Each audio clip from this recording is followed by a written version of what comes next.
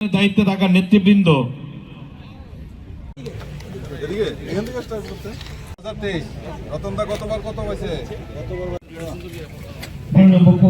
আমাদের মেইন মোর্চা এসটির যে মেইন সে অসুস্থ হয়ে গেছে এই জন্য আপাতত আমরা মহিলা মোর্চা। আমাদের প্রাক্তন মন্ডল উপস্থিত রয়েছে আপনার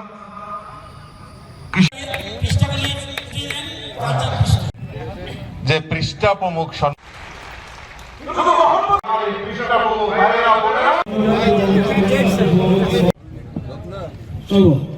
এবারে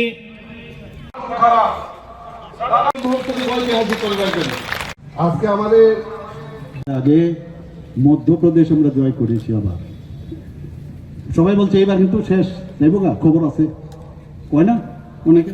এবার কিন্তু অবস্থা ভালো না, মহারাষ্ট্রের অবস্থা ভালো না, রাজস্থানের অবস্থা খুব আরো খারাপ। এবং এরপরে আস্তে আস্তে দেখলাম সব কথা অনুযায়ী মাননীয় প্রধানমন্ত্রীজি আর আমাদেরও যেতে হয় মুখ্যমন্ত্রীর সুবাদে।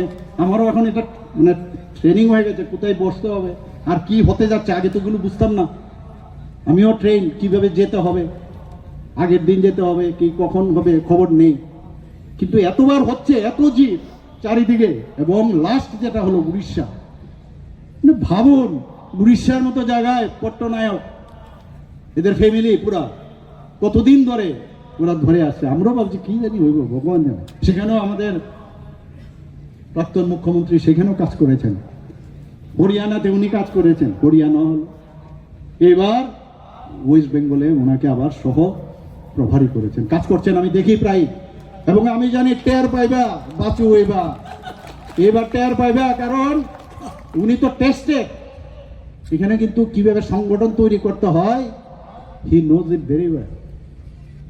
আমরা এর আগেও পশ্চিমবাংলাতে গেছি অনেক জায়গায়। কাউকে যদি বলি আপনাদের এই পৃষ্ঠাপ্রমুখ কতজন, পৃষ্ঠাপ্রমুখ এটা আবার কি আপনাদের বুথ প্রেসিডেন্ট, আমি বললাম এই রাজ্য কোনোদিনই আসবে না ওই তৃণমূলের যারা সংখ্যালঘুদের ওই একই কায়দায় গায়ের জুড়ে গুন্ডা লেলিয়ে, যেটা আমাদের এখানে অনেক সময় করেছিল, সে একই কায়দায় কার্বন কপি অনেক আশা করেছিল আগে ওয়েস্ট বেঙ্গলের মুখ্যমন্ত্রীর প্রতি। একটা মহিলা এটা পরিশ্রম করে এবং কমিউনিস্টদের থেকে ছিনিয়ে নিয়ে এসে আমাদের এখানে যেমন বিপ্লব বাবু কমিউনিস্টদের থেকে জিতে এনেছে। এটা একটা ভারতীয় জনতা পার্টির জন্য কিন্তু একটা বিশাল ব্যাপার। প্রথম ভারতবর্ষের মধ্যে কমিউনিস্টদেরকে হটিয়ে যে বিজেপি প্রতিষ্ঠিত হয়েছে, এটা কিন্তু একটা বিরাট ইতিহাস। আর এই কলঙ্কময় দিন আপনারা আনবেন না, পাবেন না। রতনদা কিচ্ছু দিন না, রতনদা আর কিচ্ছু দিন না। কর্মনী জিজ্ঞেস করে না, কর্মনী পার্টিটা এইরকম পার্টি করতে হবে। আমাদের এখানে স্ক্যানার মেশিন আছে প্রচুর, আর এটা কপাল আছে। আমি যখন মনে আছে ওনাকে আমি বললাম যে আরে আমি তো প্রথম বললেন আপনাকে তো ইয়েতে যেতে হবে, এই যখন প্রেসিডেন্ট হলাম আবার প্রেসিডেন্ট, আরে তো সাংঘাতিক জিনিস, এটা কি বিষয় এতগুলো লোককে। কিন্তু ওনার সাথে থেকে থেকে কিছুটা আইডিয়া তো বলে আমি আই উইল সাপোর্ট ইউ যেভাবে হোক। আমি সারলাম 2.5 বছর খালি করেছি প্রেসিডেন্টশিপ। হঠাৎ করে খবর এলো যে আপনাকে যেতে হবে রাজ্যসভায়। আমি বললাম আরে এইসব বাদ দিন না, আমি যাবো না। এই নিয়ে ওনার সাথে কিন্তু আমার একটা মানে আমার মতামতের উনি বলছেন আপনি যান, আমি বলছি ভালো হবে। আমি তারপর বাধ্য হয়ে গেলাম। যখন মুখ্যমন্ত্রী বানানো হয়েছে, আমরা কিন্তু মুখ্যমন্ত্রী কে বানাবে, মুখ্যমন্ত্রী কে আগামী দিন হবে আমাদের হাতে থাকে না। ঠিক আছে, নিয়ম অনুসারে যা যা করার আমাদের করতে হয়, বিরোধী মানে লিডার অফ দা যে আমাদের এমএলএসরা হয় সেখানে নির্বাচিত হয়। কিন্তু আমাদের মাননীয় প্রধানমন্ত্রীজি ডিসিশন যেভাবে হয় মাথা পেতে নেই। যখন আমাকে জিজ্ঞেস করলো, উনাকে যখন জিজ্ঞেস করলো আপনি, উনি গিয়ে আরামসে গিয়ে বললো যে তুমি রিজাইন দাও। উনি রিজাইন দিয়েছে। আমাকে ফোন করে উনি জিজ্ঞেস করলেন যে ডাক্তারবাবু আমি কালকে আসছি, একটা বিরাট ডিসিশন হতে যাচ্ছে। আমি তো অবাক করি, কিসের ডিসিশন? তারপর যখন আসলাম আমি দেখছি চারিদিকে যেমন একটা নীরবতা, নিস্তব্ধতা। অদ্ভুত একটা সিচুয়েশন, খবর পাচ্ছি এদিক সেদিক, উনি গিয়ে রেজিগনেশন দিলেন। কিন্তু রেজিগনেশনে তো উনি বলেন আমি রেজিগনেশন দেবো না। ভারতীয় জনতা পার্টিতে যা বলা হয় সেটা মাথা পেতে নিতে হয়। আমি দেখতাম আর এগুলো আমি অবজার্ভও করতাম। উনি গিয়ে রেজিগনেশন দিয়েছে। পরবর্তী সময়ে কে মুখ্যমন্ত্রী হবে, সব এমএলএ বা যারা মিনিস্টার ছিলেন তাদেরকে একে একে করে ডাকলো এবং ওনাকে যখন জিজ্ঞেস করলেন উনি বললেন আমাদের মানিকবাবুকে বানালে ভালো হবে। ভারত মাতা কি, ভারত মাতা কি।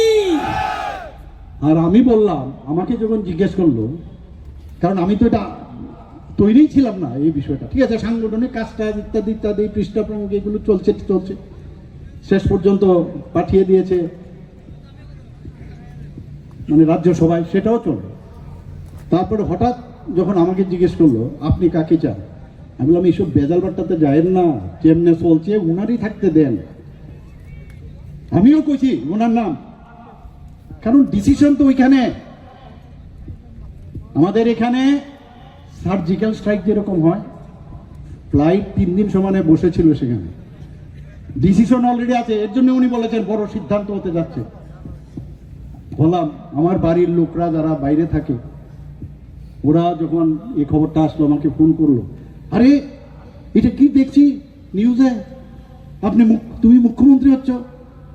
বললাম কি করবো, আমাকে তো তৈরি বানিয়েছে পার্টিতে তো এরকম। আরে এটা তো সাংঘাতিক জিনিস, সাংঘাতিক, এটা তো তুমি পারবে না, এগুলো তো মানে সাংঘাতিক কমপ্লিকেটেড বিষয়। মুখ্যমন্ত্রী কিন্তু সাংঘাতিক কমপ্লিকেটেড। এটা রাজ্যসভা তোমার যে ডাক্তার বা ইত্যাদি যে সব আছে তার সাথে খাপ খায়। আমি বারবার বন্ধুদের একটা কথা বলবো, I was a doctor, I am not a actor. অনেকে অভিনয় করে, অভিনেতা সব দেখি তো। আমরা চাই ত্রিপুরাতে শ্রেষ্ঠ ত্রিপুরা, আমরা বলছি শ্রেষ্ঠ ভারত বলছি, বিকশিত ভারত 2047 মাননীয় প্রধানমন্ত্রীজি বলছেন ডেভেলপ কান্ট্রি করতে হবে। আমরাও আমাদের ত্রিপুরা সরকার, আমরা ক্যাবিনেটে ডিসিশন নিয়ে আমরা এই 2047 বিকশিত ত্রিপুরা আমরা বানিয়েছি, তার রোড ম্যাপ আমরা পাঠিয়েছি এবং 5ম স্থানে আমরা যখন এটা পাঠাই অন্যান্য রাজ্যের 28টা রাজ্যের মধ্যে আমরা কিন্তু 3য় স্থানে। এত সিনসিয়ার আমরা কাজ করি, সিনসিয়ারলি আমরা কাজ করি সমস্ত বিষয়ে। একটু দেখতে হবে, আমি বলছি আপনাদের, আমাদের যে যতগুলো আমরা প্রাইজ পেয়েছি এমনিতে দেয় না। আজকে বলছে আইন শৃঙ্খলা সারা 28টা রাজ্যের মধ্যে ত্রিপুরা নিচের দিক থেকে 3য় স্থানে। আমি সেদিন ডিজির এবং এর যারা আইজি কনফারেন্স আমি বলেছি, why third, why not first, you have to make it. আমি তো আপনাদের ইন্টারফেয়ার করি না, আপনাদের কোনো কাজে ইন্টারফেয়ার করি না, তাহলে কেন হবে না? মানুষ মুখ্যমন্ত্রী যখন হয় তখন কিন্তু সে বিজেপির মুখ্যমন্ত্রী হয় না। আজকে এখানে পার্টিতে এসেছি, পার্টির আমার বিজেপির পার্টির সম্পর্কে আমি বলবো, আমার সবার জন্য এখানে। এবং এই যে রামরাজত্ব বলে, এগুলো কিন্তু এমনিতে না, এগুলো কিন্তু আমাদের কাছে এপিক্স, অনেক শিক্ষার আছে, যে মানুষ যেন বিচার পায়।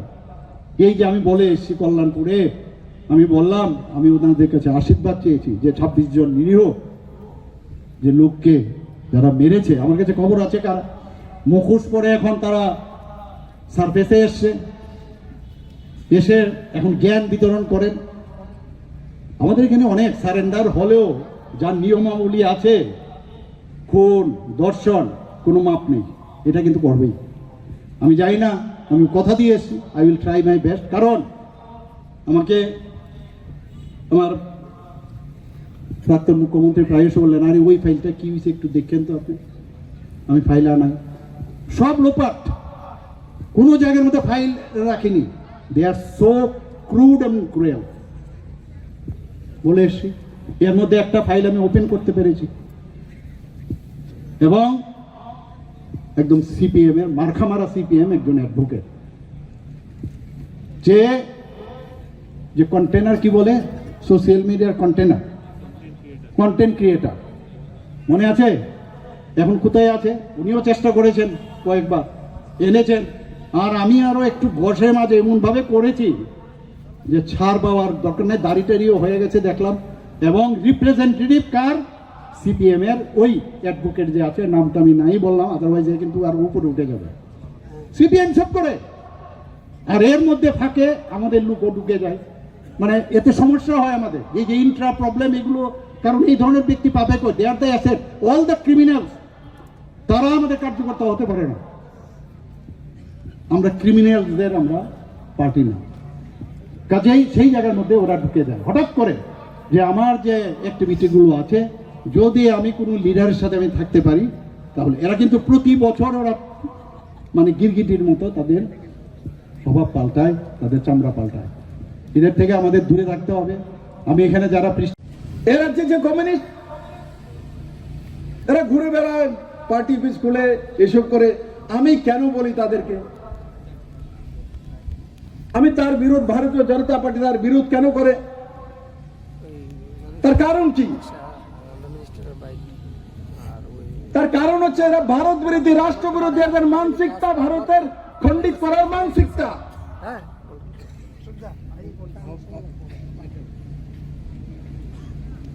ভারতের ভবিষ্যৎ নির্মাণের জন্য কমিউনিস্ট পার্টি নয়। কমিউনিস্ট পার্টির অন্তিম চেহারা মাওবাদী আর polit bureau.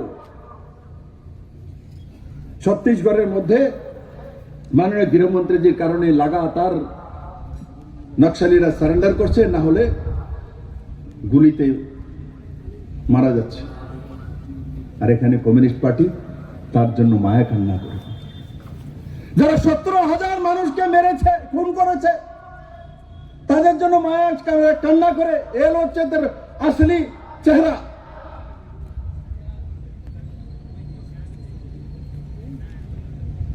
Communist party party করে ঘুরে বেড়ায়,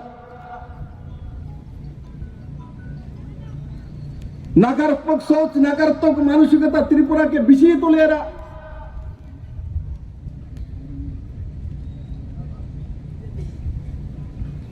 এরা কোনোদিন ত্রিপুরার মানুষকে বলেনি ত্রিপুরার ভবিষ্যৎটা কি নির্মাণ করবে।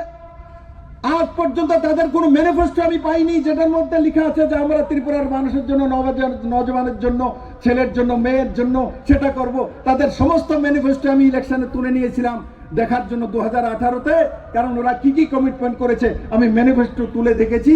এদের মধ্যে শুধু সেটাই ছিল যে কেন্দ্র এটা দিচ্ছে না, কেন্দ্র ওটা দিচ্ছে না, এই হচ্ছে তাদের ম্যানিফেস্টো। তোমরা কি করবে? তার জবাব কমিউনিস্ট পার্টির কাছে নেই। জনতার কাছ থেকে টাকা তুলবে, জনতাকে মিছিলে নামবে, ডেকে আনবে, আপনার কাছ থেকে কমিশন নেবে, আপনার পয়সা দিয়ে মিছিল মিটিং করবে, এবং আপনার পয়সা দিয়েই আপনাকে লাল চক্ষু দেখাবে। এই হচ্ছে কমিউনিস্ট।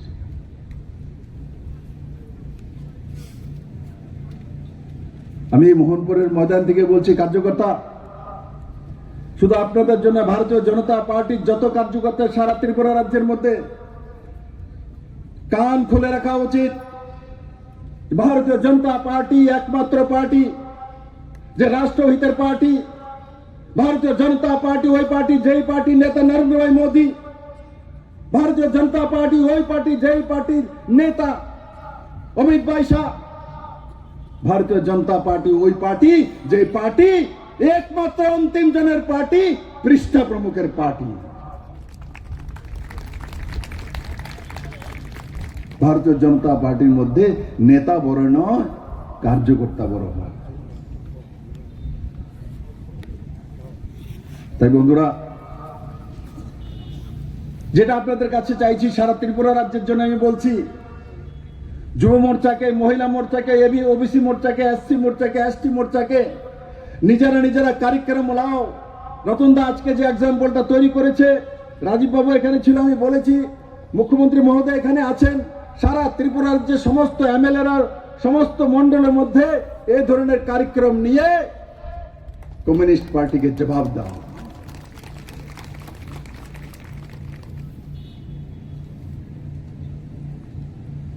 এখানে রাজীব বাবু না কে জানে বলছিল 50 বছর যাবৎ কমিউনিস্ট 50 বছর। কমিউনিস্ট একবার চলে গেলে আর দ্বিতীয়বার কোনোদিনও আসে না। মানুষকে মনে করিয়ে দিতে হয় আমাদেরকে অতীত ছেড়ে বর্তমান হয় না, বর্তমান ছেড়ে ভবিষ্যৎ হয় না। 35 বছর তাদেরকে দেওয়া হয়েছিল। ত্রিপুরার জন্য এরা কি করেছে, কি তাদের প্যারামিটার, মহিলাদের জন্য, যুবাদের জন্য কি ভবিষ্যৎ রচনা করেছিল। কমসে কম ভারতীয় জনতা পার্টির নেতৃত্বে নরেন্দ্র ভাই মোদীকে দেখলে বিশ্বাস তো হয় জনতা যে হ্যাঁ ভাই নরেন্দ্র ভাই মোদী আছে তো সুরক্ষিত আছি, আমার মেয়েটা ঘরে ফিরে আসবে, আমার ছেলেটা ঘরে ফিরে আসবে। আর পাকিস্তান যদি আক্রমণ করবে তো সার্জিক্যাল স্ট্রাইক করবে, অপারেশন সিন্দুর করবে। বিশ্বাস তো আছে ভারতীয় জনতা পার্টি কার্যকর্তার উপরে, অমিত ভাই শাহের উপরে বিশ্বাস তো আছে। 370 হটানোর মতো দম রাখে অমিত ভাই শাহ। কাশ্মীরের 370 হটানোর জন্য ডক্টর শ্যামা প্রসাদ মুখার্জি, যিনি ভারতীয় জনতা পার্টির ফাউন্ডার, উনি নিজে বলিদান দিয়েছিলেন কাশ্মীরে 370 হটানোর জন্য, আর্টিকেল 35 সরানোর জন্য, রাম মন্দির নির্মাণ করার জন্য। মানুষকে বারবার বলতে হয়, কেউ ভাবেনি কোনদিন রাম মন্দির ভারতে তৈরি হতে পারে, কিন্তু ভারতের রাম মন্দির তৈরি হয়ে গেছে। রামলালার পূজনে হচ্ছে, ভারত থেকে 370 কাশ্মীর থেকে উঠে গেছে, আর্টিকেল 35 চলে গেছে। আর যেই উগ্রবাদীরা ভাবতো ভারতে আক্রমণ করে পাকিস্তানে বসে থাকবো, সার্জিক্যাল স্ট্রাইক করে পুরো খানদান মেরে তারপরে দেখিয়ে দিয়েছে ভারত এমনিতে বসে থাকার লোক নয়, মোদী আছে তার জন্য সম্ভব হয়েছে। এই ডায়লগটা এটা কোনো খেলার ছলে হয়নি যে মোদী है तो, একবার বলো না ভাই সব মিলকে, মোদী है तो। পেছনেরা বলে না কি আর কি খিদে লাগছে, বলো মোদী है तो, হাত উঠাকে বলো মোদী है तो, মোদী है तो, মোদী है तो, পৃষ্ঠপোষক है तो, পৃষ্ঠপোষক है तो। এখন মোদির পরে দায়িত্ব পৃষ্ঠপোষকের কাছে চলে গেছে, তার জন্য নিজের দায়িত্ব বোঝা। আর যেটা বললাম, কমিউনিস্টকে 1 ইঞ্চ জায়গা নিয়ে দেওয়া। যারাই কমিউনিস্টের প্রতি আসক্ত হচ্ছে, আমি সমস্ত কার্যকর্তাদের বলবো, বাড়িয়ে মার্ক করুন, বুথ ওয়াইজ কারা যাচ্ছে, কেন যাচ্ছে, তাদের কাছে যান, কথা বলুন। এরা মোদিকে ভালোবাসে, এরা আপনাদের সঙ্গে থাকবে, এদের সঙ্গে যাবে না, এদের ভবিষ্যৎ খারাপ হয়ে যাবে। এরা শুধু শোষণ করে, মানুষকে উকসিয়ে, মানুষকে তাতিয়ে রাজনীতি করে, তার বাইরে কোনো কিছু নাই। তার জন্য বন্ধুরা, আমি আশা করি ভারতীয় জনতা পার্টির যে প্রদেশ সভাপতি রাজীব ভট্টাচার্য আছেন, পার্লামেন্ট সেশন চলছে, সেশনের পর সারা ত্রিপুরা রাজ্যে এই ধরনের পৃষ্ঠাপ্রমুখ করে, সম্মেলন করে, সমস্ত কার্যকর্তাদেরকে এক জায়গায় এনে আর বুথ ওয়াইজ কার্যক্রম রেখে, শক্তি কেন্দ্র ওয়াইজ কার্যক্রম রেখে, আমাকে মাননীয় মুখ্যমন্ত্রীজিকে, রাজীব ভট্টাচার্যের যা নেতৃত্বে সবাইকে ডেকে নিয়ে পুরো রাজ্যভর কার্যক্রম করুন। দেখবেন ভারতীয় জনতা পার্টির সংগঠন, ভারতীয় জনতা পার্টির কার্যকর্তা সর্বময় সর্বশক্তিমান আর নরেন্দ্র ভাই মোদীর পার্টি। একবার আমার সঙ্গে সবাই একবার একটা স্লোগান তো দিতে হবে। কোনটা দিতে হইব? তোমরা একটা স্লোগান বলবে, তোমাদের মাঝখানে কেউ আর কোন স্লোগান দেবে? একটা স্লোগান দেবে বলো, মোহনপুরবাসী কি, মোহনপুরবাসী কি। এবার বলো, ভারত মাতা কি, ভারত মাতা কি, ভারত মাতা কি। সবাইকে অনেক অনেক ধন্যবাদ। সমাজের জন্য কাজ করেন, আর এটা উদাহরণস্বরূপ হিসাবে উনি কাজ করেন। বয়সটা কিন্তু বলা যাবে না, বয়সটা কিন্তু বলা যাবে না। আমাদের থেকে এখন জওয়ান। আর কি বলেছিল সেদিন, মানে সেদিন আমরা দেখেছি এই ওনার যে জোশ, এটা আমাদের কাছে অনুপ্রেরণা। কাজে এই অনুপ্রেরণাকে টিকিয়ে রাখার দায়িত্ব কার? টিকিয়ে রাখার দায়িত্ব কার? এই মোহনপুরের ঐতিহ্যকে টিকিয়ে রাখার দায়িত্ব কার? কার দায়িত্ব? কার দায়িত্ব?